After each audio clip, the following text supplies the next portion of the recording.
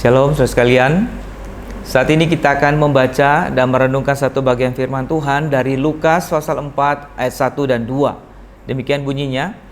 Yesus yang penuh dengan Roh Kudus kembali dari sungai Yordan, lalu dibawa oleh Roh Kudus ke padang gurun. Di situ ia tinggal 40 hari lamanya dan dicobai iblis. Selama di situ ia tidak makan apa-apa dan sesudah waktu itu ia lapar. Nah saudara, di dalam catatan keempat kitab Injil, kita membaca bagaimana Tuhan Yesus melakukan berbagai pelayanan yang sangat luar biasa. Ya, Tuhan menyembuhkan orang, mengusir setan, yang melepaskan orang dari berbagai penderitaan dan melakukan berbagai mujizat yang luar biasa. Tapi saudara, kita juga perlu ingat bahwa sebelum Tuhan Yesus memulai pelayanan yang luar biasa itu, Yesus juga mempersiapkan dirinya terlebih dahulu.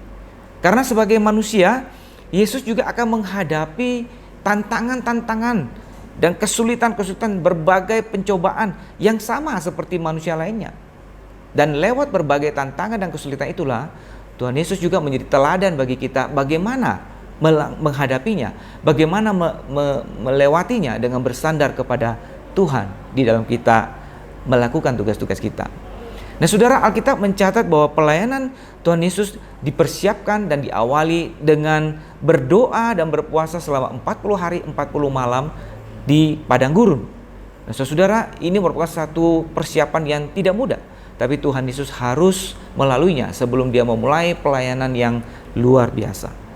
Yesus mempersiapkan dirinya sebelum memulai pelayanannya dengan mendekatkan diri kepada Bapanya lewat doa dan puasa. Nah, saudara, hal ini mengajarkan kepada kita bahwa sebelum kita memulai suatu pelayanan kita ataupun suatu tugas kita, maka kita harus mempersiapkannya juga dengan sungguh-sungguh. Harus ada persiapan rohani, ya. Kita perlu berdoa. Bahkan kalau perlu kita berpuasa. Kita juga harus tentu saja merenungkan firman Tuhan dan meminta pimpinan Roh Kudus. Ini semua adalah persiapan rohani yang harus kita lakukan sebelum kita memulai suatu pelayanan atau suatu tugas yang kita akan mulai. Tanpa persiapan rohani, maka kita tidak akan dapat melakukan pelayanan itu dengan baik dan benar. Ya, sekalipun kadangkala nampaknya sebuah pelayanan itu bisa berjalan begitu lancar, ya, tanpa dimulai dengan satu persiapan rohani yang baik. Tapi sesungguhnya hasil yang diperoleh itu sangat terbatas. Buah yang dihasilkan itu sangat sedikit. Oleh karena itu kita harus memulai setiap pelayanan kita, setiap tugas kita dengan mendekatkan diri kepada Tuhan dengan satu persiapan rohani lewat doa dan perenungan firman Tuhan, ya. Sehingga pelayanan kita pun dipimpin Roh Kudus dan dapat berjalan dengan bukan saja dengan baik dan benar, tapi juga menghasilkan buah yang lebat, buah yang sungguh berkenan di hadapan Tuhan.